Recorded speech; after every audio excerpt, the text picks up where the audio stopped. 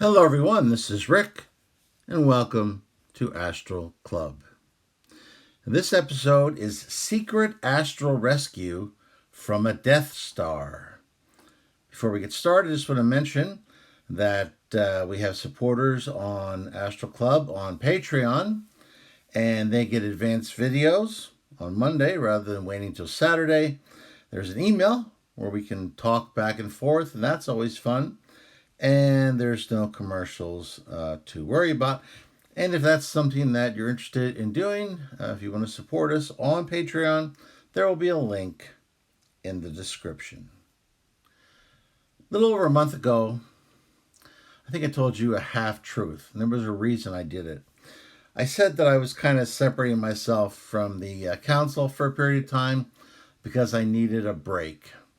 I'd gone on a number of missions for the council because the master had taken over and he had exiled a number of the counselors, and it had basically taken everything over by force. And we were, in essence, trying to create some sort of a rebellion to bring the lawful council back into control. And I'd gone on a number of missions to support that, as did some of my friends who had previously been in astral guide school with me. Two of those who I was very close with were the monk and the virgin. My missions went well, however, theirs didn't. Somehow the master caught them. The master was able to convince the virgin that he was right, and that there was changes that needed to happen, and the virgin should be on his side because he had a better vision for the future. The monk, I am sure, was not convinced by the master's line of logic or crap, depending on how you look at it. I know I wasn't convinced. The last thing I did before asking for a temporary leave of absence was I tried to find my friends. If there's one thing the military teaches you is you don't leave a man behind. So I sought them out. And I found the virgin very easily. And if you recall, I had a video about a month ago, and I talked about my meeting with him. And then all he did was just parrot the master's propaganda. But I could not locate the monk. So the virgin made his choice. There's nothing more I can do for him. But I tried to locate my friend the monk. Now, obviously, these aren't their real names. These are the nicknames that I've given them. But I had the idents very strongly of both of them. I found the virgin easily, and I think I was meant to find him because the master had hoped that somehow he could use him to convince me because he was a friend of mine. However, the monk could not be found. I couldn't zoom in or locate his ident. It was like too little jam spread over too much bread. I couldn't locate him. It was like he was an aerosol. You know, if you want to zoom in on someone's ident, it really helps, especially if they're very far away or in space, for instance. It really helps if they're relatively stable and in one place, because it's a lot easier then to, locate them and zoom in on their position. I had been unable to find the monk. Now, I said that I was partially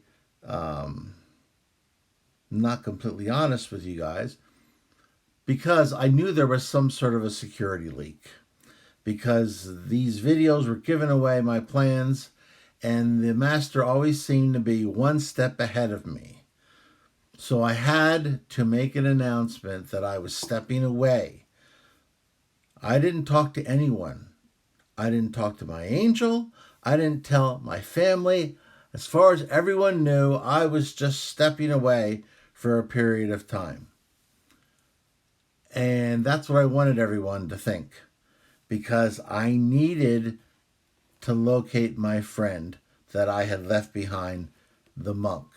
And I needed to do so in utmost secrecy. And I don't know who I could trust because I don't know where the leak was coming from. So I had to throw everyone off the scent.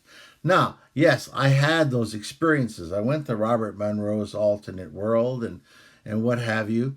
But I had a lot of other experiences that I didn't talk about because I needed them to stay secret.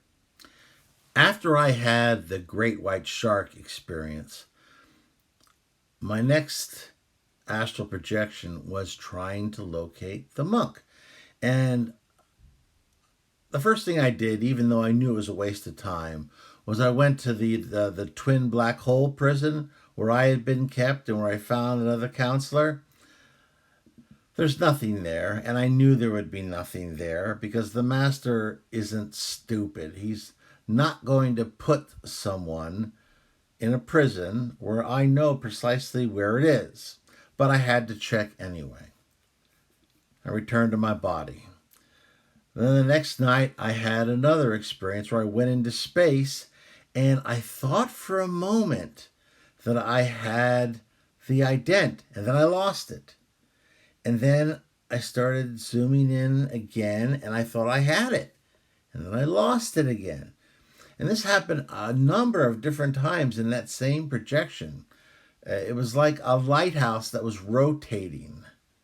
And 1 second you see the light, and then the next second you don't see the light. And it's very difficult to try to locate someone when the signal is constantly blinking out. It's extraordinarily difficult, and I've never experienced anything like this. Normally, you either sense the ident, which is the way it usually is, or you don't. There's no in between. But I kept at it. Eventually, and this was after my experience on Robert Monroe's alternate Earth, I got a piece of the ident, and I was just firm that I was going to home in on it. And I lost it again, but I kept on the same position, hoping that I would get lucky. And when I came to, I was faced with something that I had absolutely no familiarity with. It was the strangest thing I'd ever seen in space. It was an impossibly bright, impossibly small celestial object. Now, I was still hundreds of thousands of miles or kilometers away from this thing. Maybe more. It's tough to know in space, but I know I was far away. And I'm glad I stopped that far away because the feelings that I was getting from this, and if you recall, I've always had this theory that the astral body has some sort of subtle electromagnetism to it. And this object was giving off an enormous amount of not only light, but gravity, magnetism. My astral body felt like it was being pulled in, and I was having to combat that. And it was taking all my strength just to hold my position. At the same time, though, the components of my astral body felt like they were sped up. Now, I've never done heroin, but I have read a book by a rock star who did it, and he described it as every molecule, every part of his body just feeling like this sped up pleasure center. And I think I could say that that was somewhat how I felt in this situation.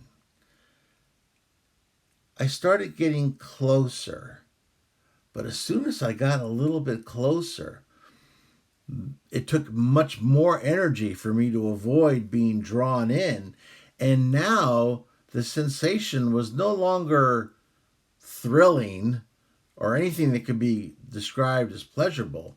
Now it was feeling like I was about to burst. And that was not a feeling that I was interested in having. I scanned the object. I could sense the ident, the soul matrix of my friend the monk on or near that strange celestial object. But he wasn't conscious, not in a typical sense of consciousness. It was almost like there was little parts of him that were conscious, and he was, just like I said, spread over an area of this object. Now, the soul matrix can't die, it can't be destroyed, but it can be altered. We've seen that in the past with what the master did to me. And so I believe the master found some sort of rarefied object in space that he could use as a prison for my friend the monk. Now, with every fiber of my being, I wanted to go and try to rescue whatever I could of my friend, but I knew that if I got any closer, I would probably end up in the same situation that he was.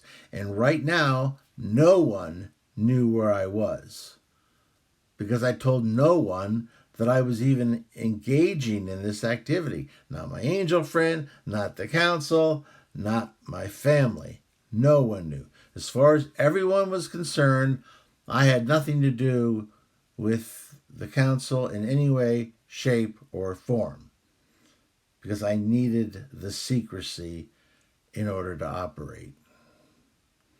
So, very reluctantly, I decided to return to my body.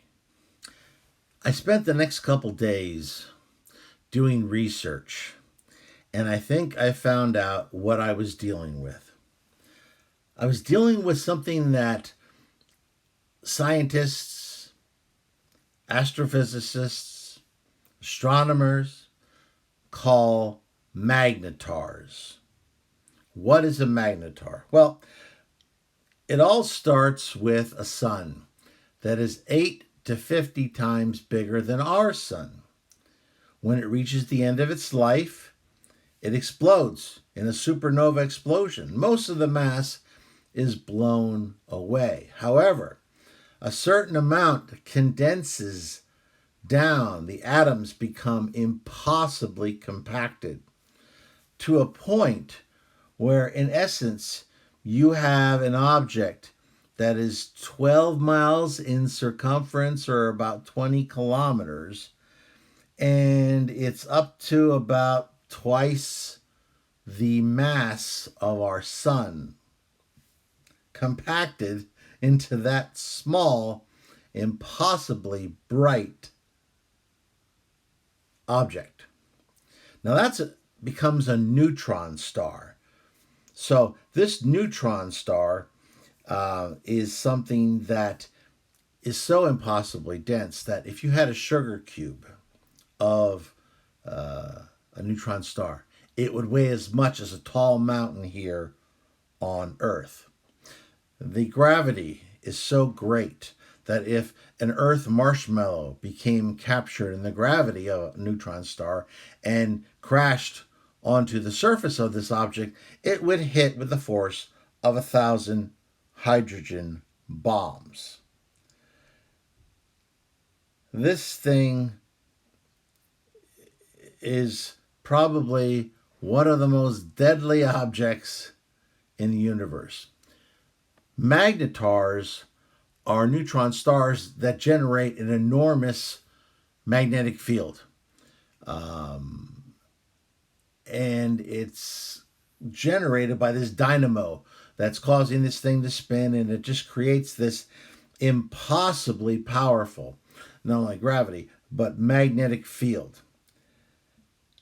If a magnetar was between the Earth and the moon, so let's say it was around 140,000 miles from the Earth, or say around 200,000 or so kilometers from the surface of the Earth, its magnetic field would be powerful enough to wipe out all of the magnetic information that is encoded on every credit card on Earth. That's the level of power here. If a human body got close to a magnetar, it wouldn't be destroyed. It wouldn't be annihilated. Those terms aren't powerful enough to describe what would happen. The atoms of the human body would be disassembled, pulled apart. That's the power that we're talking here with these magnetars. So what I figured out was the master must have found this and somehow marooned the monk in this object or on this object, and it essentially tore him apart. Now, does that mean he's dead? No, the soul matrix can't die, but who knows what it did? His level of consciousness is so low that he's having probably the dreams of a hamster. I don't know. But I still believed that he was salvageable because the soul matrix is something that can't be destroyed. Now, the master found this object, and if he was looking for a deadly prison, he probably found about the worst one. Because if there is a true Death Star, it is these neutron, or especially these magnetars. So I think what happened is as I got closer to it, even my astral body, which is, a zillion times more rarefied, luckily, than a physical body, that it was still feeling the effects of this thing. And that the last thing I would have wanted to do was to get closer to this particular object. What was I going to do now for my friend? Because I was not going to abandon him. I don't know that he's not salvageable, so I have to assume that he is. So I did more research. Luckily, there's one thing going for you. Magnetars only can exist for about 10,000 years with those powerful electromagnetic fields. And that was my main problem here. I felt I could deal with anything else, but that was my main problem. So, as you might expect if you've been listening to this channel long enough, I launched myself back into space, went back to where I was before, and I advanced more than 10,000 years into the future. And when I regained consciousness, of course, the star was still there. The gravity was still there. But I no longer sensed that extremely, overwhelmingly powerful, destructive electromagnetic field that, you might call an atom shredder. I projected myself to very near to the object. The gravity was very intense, but I'd learned ways to deal with that in the past. So at that point, I knew I needed help. I called upon my angel, and luckily he showed up pretty quickly. And he, to say the least, he was extremely surprised. I told him what I'd done. He looked upon me like I was crazy. At the same time, though, I think I saw a little bit of appreciation for my dedication, even though it was a bit insane. But I said, I need your help. I need to collect all of the bits of the monk. And I needed his help because I had no idea how to go about doing that. He called on some help too. Let's say he called on the astral equivalent of the intensive care ward. And so these highly specialized spirits showed up and they collected all of the component particles of the monk and said that they would take him back to their healing plane and that they believed that they would be able, after a period of time, to get him somewhat back to normal again. And of course, I was very thankful, and they left, and my angel, thanked me and said, "Hey, anytime you're ready to come back, just let me know." And I said, I will let you know.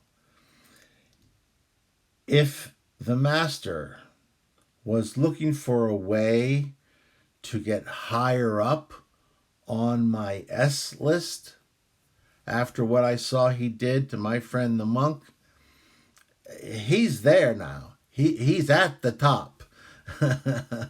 there's no forgiveness here, and he will never earn forgiveness from me. Not for this. Not for this. I don't know what hell the monk went through. I don't know what level of consciousness he had. I hope it wasn't much, because I could only imagine the hell he would have gone through as he was torn atom by atom and had his soul matrix, blasted all around this object and held there for thousands of years while I tried to figure out a way to rescue him. So, yeah, I'm not going to forget this, Master. So if somebody tells you about this, I'll be coming.